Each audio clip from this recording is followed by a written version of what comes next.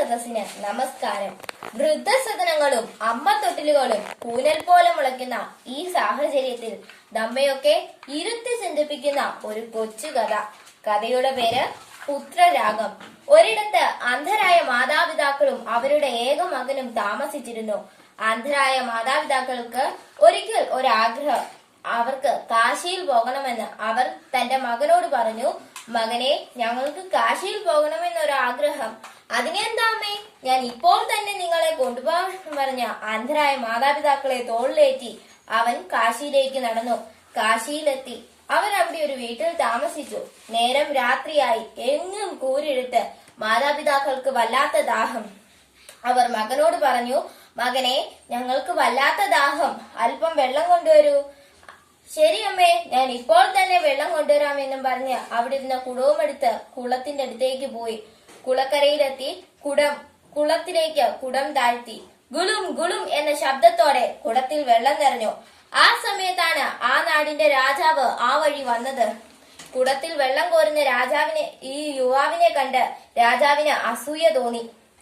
രാജാവ് തന്റെ കയ്യിലിരുന്ന അമ്പ് ഈ യുവാവിന് നേരെ അമ്പ് ചെയ്തു. അയ്യോ എന്ന നിലവിളി കാട്ടിലെങ്ങും മുഴങ്ങി. അതിനുശേഷം ഈ രാജാവ് ഈ പിടയുന്ന ഈ യുവാവിന്റെ അടുത്തേക്ക് വന്നു. താൻ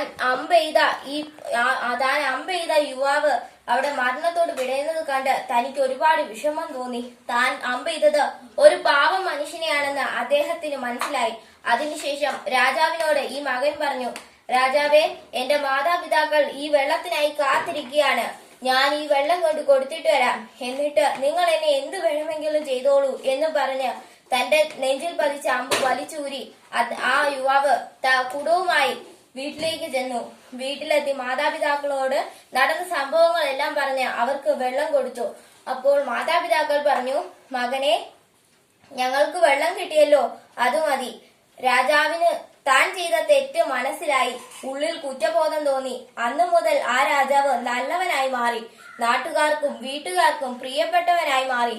കൂട്ടുകാരെ, ഈ കഥയിലൂടെ നമുക്ക് എന്താണ് മനസ്സിലാക്കാവുന്നത്? ദുഷ്ടന്മാരായ രാജാക്കന്മാരെ ഒരു പാഠം പഠിപ്പിച്ചാൽ അവർ ചെയ്ത തെറ്റ് മനസ്സിലാക്കി ഉള്ളിൽ കുറ്റബോധം തോന്നി അവർ നല്ല രാജാക്കന്മാരാകും. ഇതാണ് ഈ കഥയിലൂടെ നമ്മൾക്ക് മനസ്സിലാക്കേണ്ടത്. ഇത്രയും പറഞ്ഞുകൊണ്ട് ഞാൻ എന്റെ വാക്കുകൾ ചുരുക്കുന്നു. നന്ദി, നമസ്കാരം.